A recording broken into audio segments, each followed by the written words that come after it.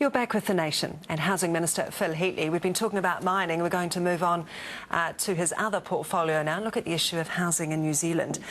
Minister, I'd like to raise a quote that Bill English said earlier this week. He said that the most unfair aspect in relation to affordable housing is that there's no housing being built for people in the lowest quartile of income. So how do you fix that problem? What do you have to do? Look, if you ask me if there was one fundamental issue that's driving that, it would be simply this, is that the cost of land, the cost of sections is so high that when a builder comes along and buys a bare section and has to build a house on it, because he's paying so much for the land, he has to build a flash big house to make any money. And so if you get land prices down at a reasonable level, you can start building, less expensive houses, houses that don't necessarily have 2 or 3 bathrooms, all that type of thing. So get the land price under control and land size under control, and I think you're a long way there. Look, it's not the silver bullet, but I'd say it'd be top of the list. How?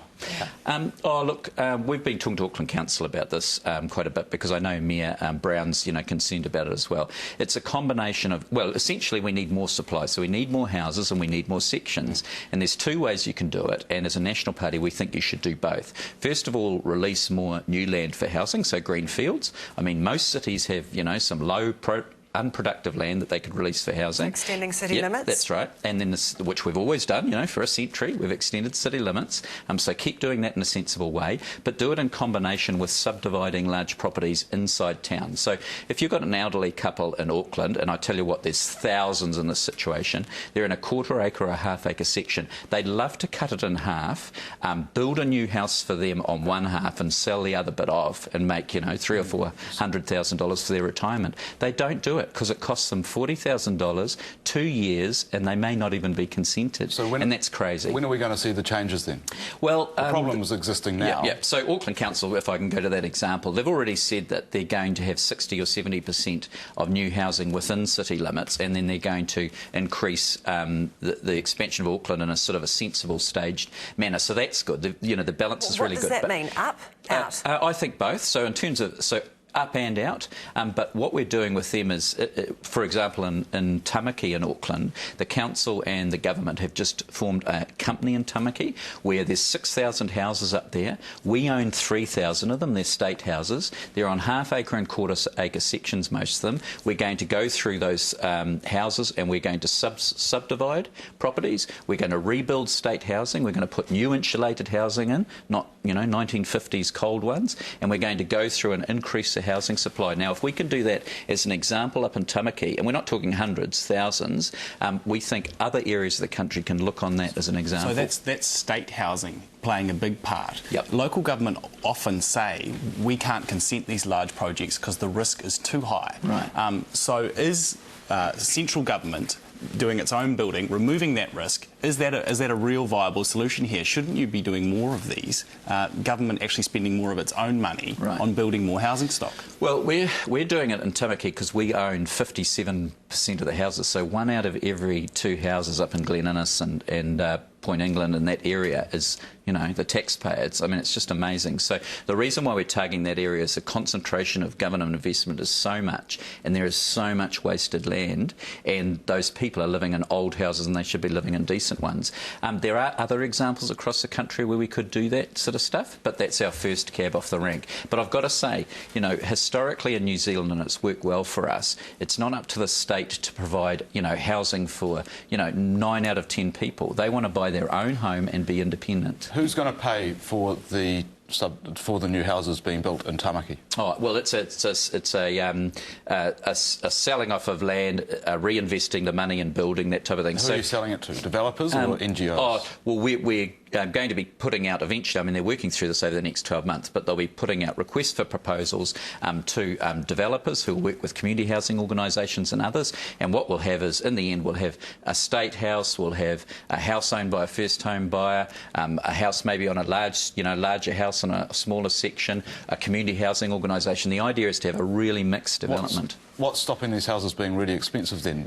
Building nice, big, tall houses on a small section and bidding up the prices. Condensed living. Oh, yeah, well, look, some of them, you know, might be sort of at the higher end, but the idea up there, because it's a neighbourhood where you've got large sections at the moment, the reality is, you know, subdivisions, smaller houses, that type of thing is where we're heading. So, look, there'll be a combination. If it's so important, why is there less capital available for this in the latest budget? It's dropped by about $2.5 million. No, the social housing budget is more for a fund for social housing providers to apply for, to build their own houses elsewhere. So they might add, you know, 30 houses to their stock, or just 10, or, you know, 50, or whatever it is.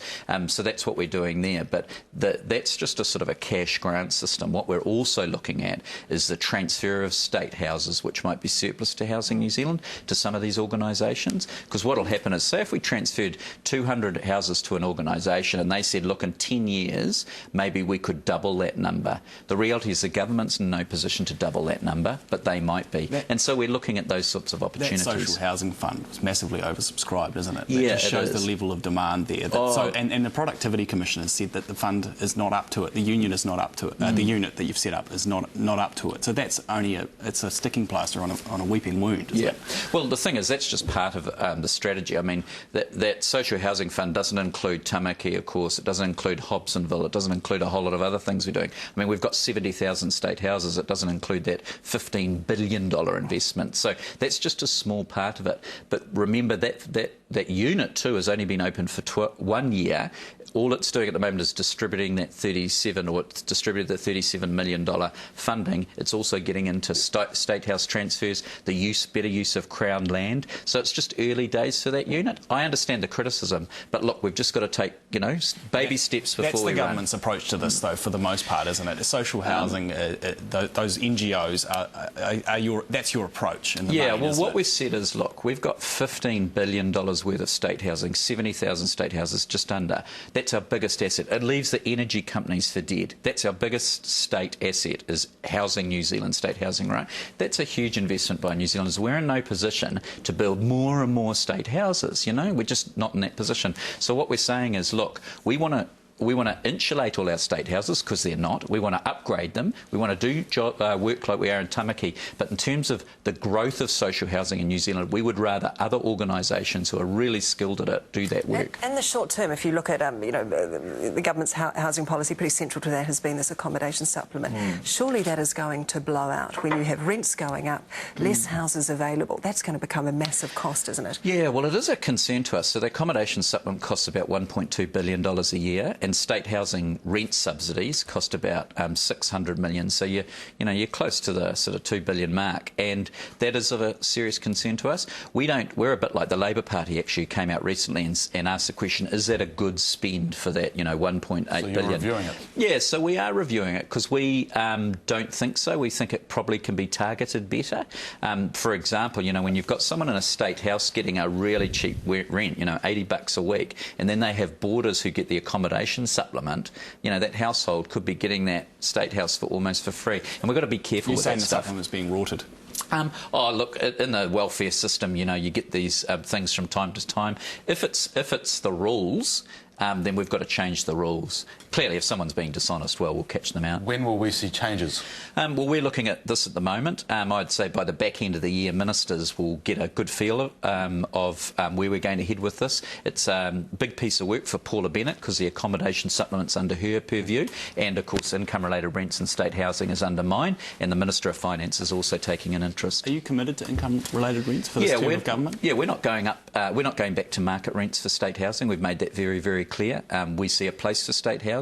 But what we're saying is, you know, in terms of income-related rents, accommodation supplement, the relationship between them, you know, what levels they are, who gets them, you know, we're like the Labour Party, we're questioning that. You've dropped Gateway, and you're talking about changes to the accommodation supplement. Basically, what we're seeing here, aren't we, is a big change from the demand side, helping people get into the existing homes, to the supply side. Yeah. So, isn't it? It's a big wholesale change to how the government's approaching it. And when will we see the big package? Okay, so what we're doing is we're answering the question head on, the problem head on, and that problem is we're not building enough houses, okay, and we're not building enough houses that are affordable. So the release of land, making sure that council processes are much more streamlined. That's still months away, though. So what's happening What's happening now, though, to... Well, the reality is for builders, I mean, they've down tools for 2 or 3 years because of the recession. They haven't had capital. Once they start picking up those tools, and we've started seeing that happening now, we just want to make sure they've got the land to build on and the consenting processes to work with. All right, Housing Minister Phil Heatley, we do have to leave it there, but thank you. My pleasure.